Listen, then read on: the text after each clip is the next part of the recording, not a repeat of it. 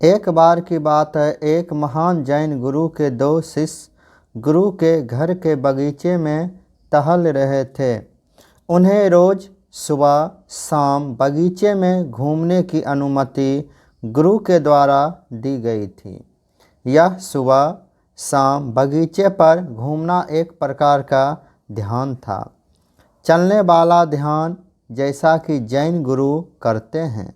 चलते हुए ध्यान यानी कि चलते हुए पूरी तरह से जागरूक होना। आप 24 घंटे बैठ नहीं सकते। पैरों को थोड़ी गति की आवश्यकता होती है, रक्त को थोड़े से संचालन की आवश्यकता होती है। इसलिए जैन और सूफीवाद दोनों में आप कुछ घंटों के लिए बैठकर ध्यान करते हैं, फिर आप चलते हुए ध्यान करना शुरू कर देते हैं, लेकिन आप हमेशा ही ध्यान में रहते हैं। चाहे आप बैठे हो या चल रहे हो, आपके अंदर के ध्यान की धारा टूटनी नहीं चाहिए।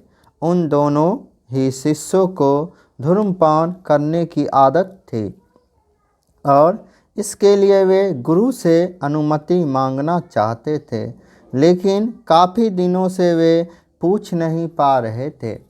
इसलिए आज उन दोनों ने निश्चय किया था कि जब कल सुबह वे फिर से बगीचे में घूमने आएंगे तो आके सबसे पहले गुरु से धूम्रपान की अनुमति लेंगे।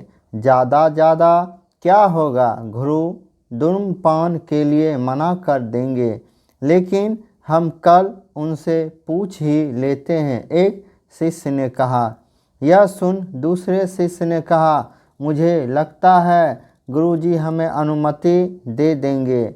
मुझे नहीं लगता है कि बगीचे में धूम्रपान करना कोई गलत बात है, और फिर हम उनके घर के अंदर तो धूम्रपान कर नहीं रहे। इसके बाद कल सुबह गुरु से धूम्रपान की अनुमति लेने के बाद के साथ वे दोनों अपने अपने घर चले गए।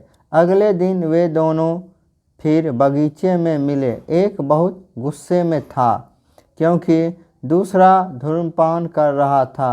उस दूसरे शिष्य ने तंबाकू की एक कस भरते हुए पूछा, क्या हुआ? पहले शिष्य ने गुस्से में कहा, मैंने भी पूछा था, लेकिन मुझे साफ मना कर दिया और कहा कि नहीं कर सकते, और तुम यहाँ धूम्रपान कर रहे हो। आपने गुरु के आदेश का अपमान कर रहे हो। दूसरों ने कहा, लेकिन उन्होंने मुझे हाँ कहा है।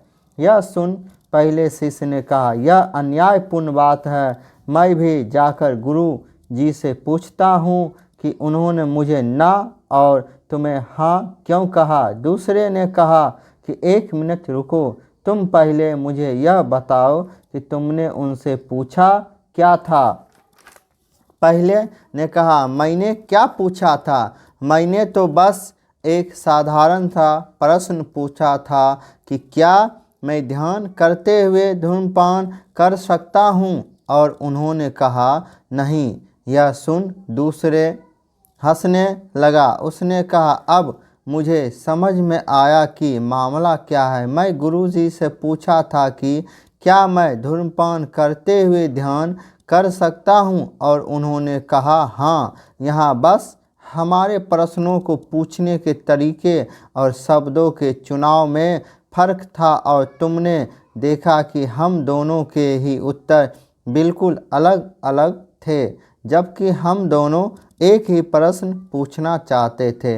यह पूछना कि क्या मैं ध्यान करते समय धूम्रपान कर सकता हूँ, कितना बदसूरत सवाल है। इसका उत्तर भी ना ही होना था, क्योंकि अगर कोई ध्यान कर रहा है फिर वह ध्यान के बीच में धूम्रपान कैसे कर सकता है। लेकिन यह पूछना कि क्या मैं धूम्रपान करते हुए ध्यान कर सकता हूँ एकदम सही सवाल है, क्योंकि कोई भी इंसान धूम्रपान को तो ध्यान से कर ही सकता है। वह धूम्रपान करते समय उस एक एक प्रक्रिया को जागरूक होकर बड़े ध्यान से कर सकता है।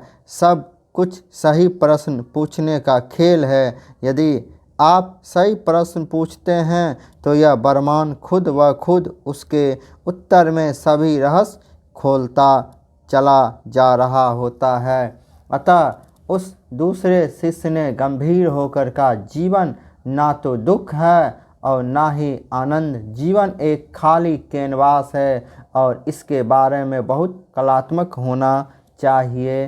धन्यवाद।